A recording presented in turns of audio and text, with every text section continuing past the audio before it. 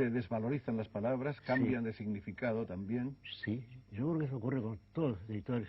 Bueno, no ocurre con escritores muy lejanos porque o escritores cuya lengua nos es ajena porque no sabemos cómo ha evolucionado en su medio. Por ejemplo, bueno, yo nunca siento que Dante se equivoca.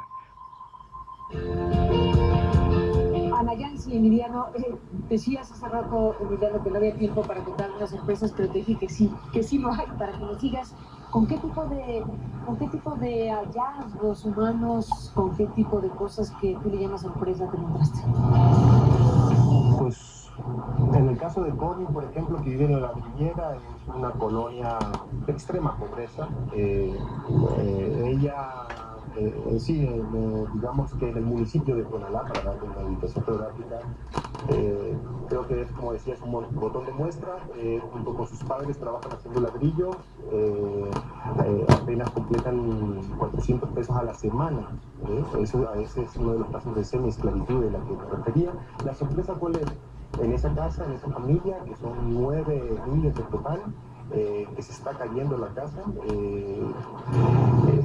y tiene la lámina del gobierno del estado que dice: este gobierno está contigo, te apoya, lo cual es realmente ya dantesco.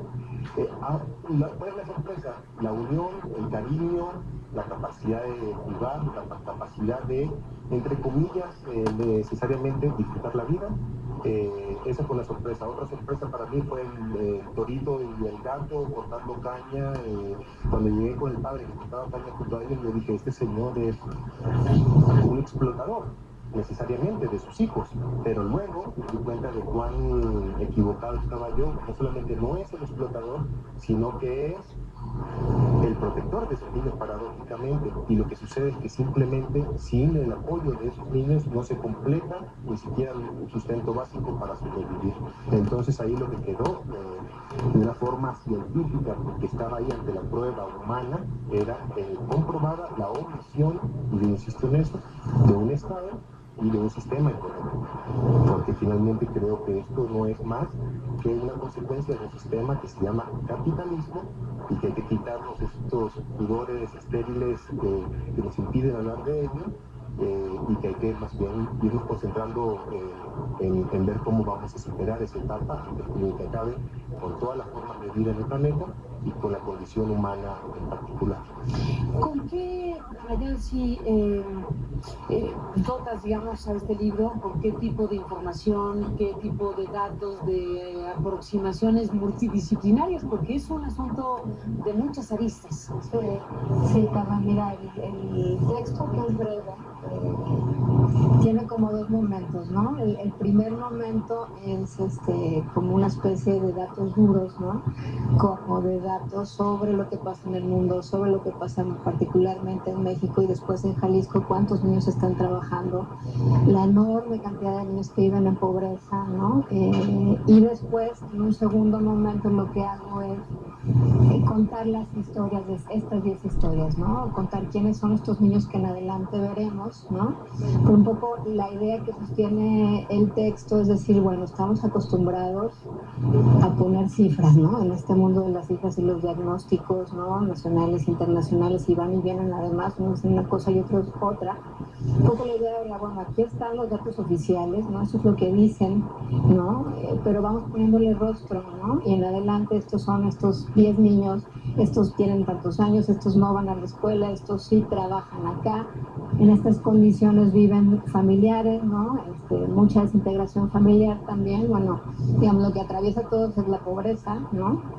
Muchas historias de desintegración familiar y otras no, como decía Emiliano y como te comentábamos antes de empezar, ¿no? También hay historias de que a pesar de la pobreza ves sonrisas y ves una mamá amorosa y ves un papá, bueno, que está haciendo todo lo que puede también, ¿no? Pero era como un diagnóstico general y luego empezar a contar más de ellos, ¿no? Y luego vienen las fotografías, ¿no? Y que están agrupadas, que van siguiendo las 10 historias sin cortes, ¿no? Pero presentamos las 10 historias familiares, ¿no? Las encabezan los niños, pero son 10 historias de familia, ¿no? Ana Yancy, y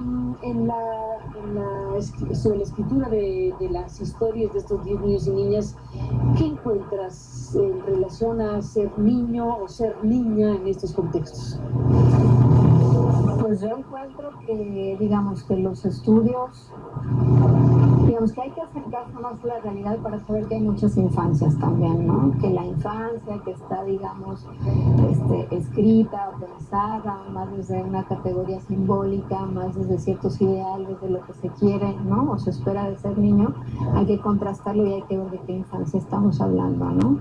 También yo lo que pregunto en mi texto, por ejemplo, es, bueno, estos niños están viviendo así, permitidos, bueno, por un Estado, por la misión de un Estado y por una sociedad que tampoco hemos sabido hacernos cargo también de los niños, pues a qué proyectos estamos apuntando, o si hay proyecto de nación, digamos, ¿no? Con esta población viviendo en estas condiciones, ¿no? Cuando no se les garantiza educación, cuando no se les garantiza, pues, que puedan jugar, cuando no se les garantiza, Carmen, ni siquiera una identidad y un nombre, ¿no? Que ya no tener una identidad y un nombre ya les anula las posibilidades, por ejemplo, de servicios sociales, ¿no? Entonces mi pregunta es, bueno, ¿de qué infancia? Y si hay un Estado que tiene un proyecto, ¿por qué no está abocado y por qué no es el centro del debate, digamos, de la agenda nacional? ¿Qué pasa con nuestros niños, ¿no? Emiliano,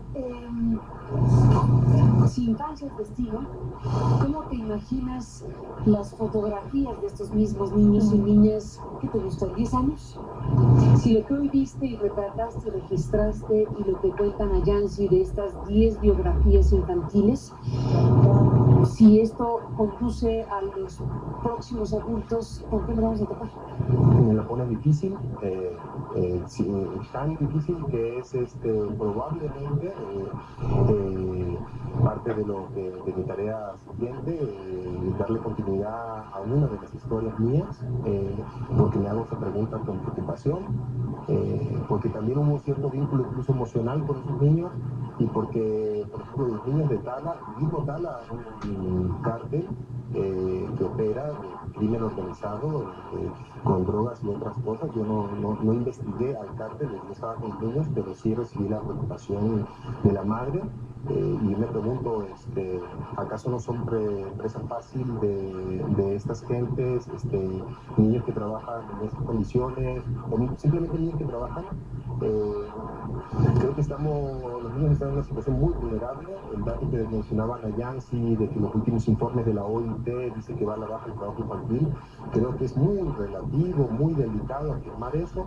Seguramente en el sureste asiático eran tantos, porque ahí sí es muchísimo más que aquí, eran tantos que una disminución en ellos parece una buena noticia para todos. Estoy seguro que aquí eso no está sucediendo. En mi pequeño trabajo en el campo pude constatar que va a la alza, por lo menos en lo que a mí respecta. Entonces tú me dices, ¿qué esperamos? Yo ojalá pueda verlos en un futuro promisorio, próspero, ojalá sigan en sus estudios, los que sí estudian, hay muchos que sí estudian, y en ese sentido este libro es un homenaje para ellos también, porque hacen un esfuerzo enorme, incluso muchos trabajan con voto propio, con ganas de ayudar en algo a la situación familiar. Entonces me dices, ¿cuál es el retrato en 10 años? Yo te pregunto a ti, ¿cuál va a ser la situación de estos niños en 5 años? Es difícil. El drama es que hay la reducción de la pobreza. O sea, si tienes niños que no van a la escuela o que no tienen una educación de calidad, que no tienen una solidez afectiva, ¿no? Que no tienen referentes amorosos o que no tienen referentes, digamos, de alegría y también de desarrollo, pues que nos queda una reproducción de la pobreza. O sea, estos niños en 10 años que no asistieron a la escuela o solo fueron a tercero, solo llegaron a 15 de primaria, pues no les queda más que seguir trabajando en las peores condiciones con los peores salarios, ¿no? Ese es también lo que creo que no hemos sabido, pues, como distinguir o reconocer cabalmente, que si no atendemos acá, lo que pasa es, son las peores condiciones adelante, ¿no? Y además, perdón, un poco también, creo que hace falta que culturalmente también vayamos acercándonos a verlos de otra manera, ¿no? Porque por un lado está la idea del trabajo como motivo de orgullo de los padres, como una forma de disciplinamiento, como una forma también de formación, pero también sigue estando presente la idea de que los niños, pues, tienen que hacer lo que dice el papá, tienen que hacer lo que se necesite, ¿no? O sea, siguen sin ser vistos enteramente como sujetos pues, que pueden opinar, como sujetos de derecho, ¿no?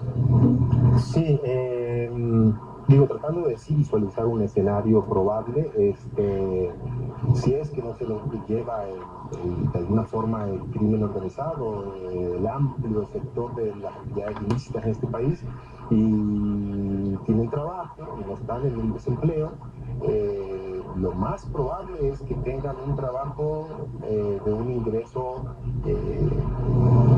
penoso, ¿no?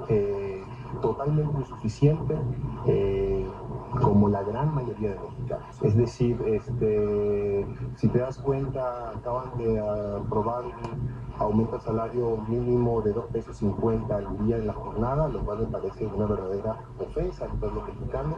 Me parece que lastima el honor de todos los mexicanos, a menos que alguien le crea a este señor Cordero cuando decía como secretario de Hacienda que con 100,000 pesos alcanza hasta para ahorrar. Una tomadura de pelo. Una tomadura de pelo. Déjenme, Emiliano Anayantzi, hacer una pausa y regresamos a la parte final de esta conversación, hablando de este trabajo por todas partes, cientos de miles, y regresamos a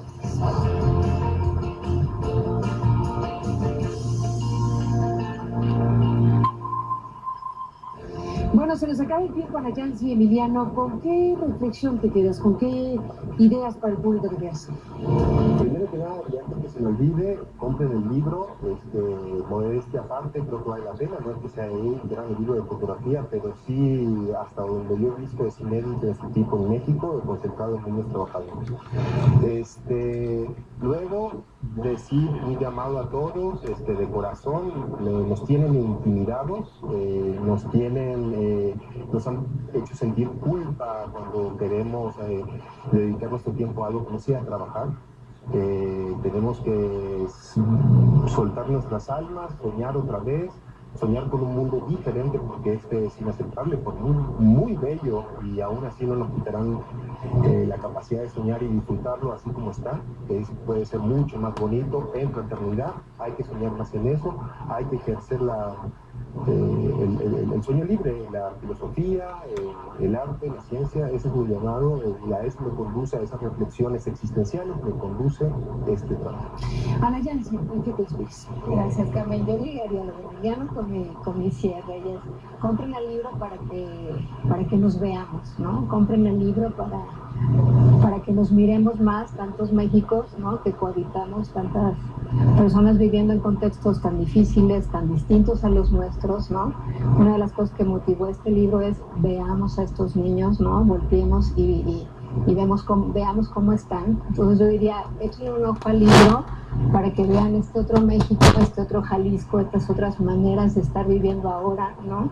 Y luego con esto que dice él de imaginemos más, yo digo, bueno, es momento de que pensemos más el mundo como lo ven los niños, por ejemplo, ¿no? O sea, sí pensamos que los niños nos puedan enseñar, sí pensamos que los niños pueden hablar y decir, estamos pensando las cosas de esta manera, ¿no? A lo mejor con un asunto más lúdico, más juguetón, más de la imaginación, y cambiemos esta idea tan adultocéntrica y a lo mejor incorporemos más esta perspectiva de los niños para que realmente sí los veamos de tú a tú y digamos, pues también opinan y también valen igual que todos, ¿no? Decían en el corte, para cerrar, que piensan ustedes que los políticos, en el caso mexicano y en general seguramente la idea será compartida, no necesariamente están teniendo contacto directo con este tipo de realidades. O sea, sí, en la demagogia de sus discursos sin duda sí, pero no más que hasta ahí.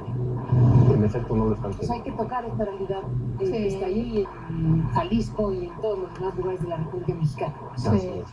Pues ahí está, por todas partes, cientos de miles, este libro que están presentando en estos días en México, y que, bueno, pues muestra no solamente las imágenes, los rostros, las familias, los entornos, sino una gran reflexión, y tocan conciencias, digamos, al final de cuentas, que esa es parte de la idea fundamental de cuando alguien hace un libro como este. Gracias, Anayantzi, Emiliano, por estar aquí y conversar. Muchas gracias a ti, Carmen. A los dos, gracias. Y gracias a usted que nos permitió acompañarle y mostrarle no solo las reflexiones de los dos autores, sino desde luego las propias imágenes que hemos podido ir mostrando para usted. Gracias por estar aquí y hasta la próxima.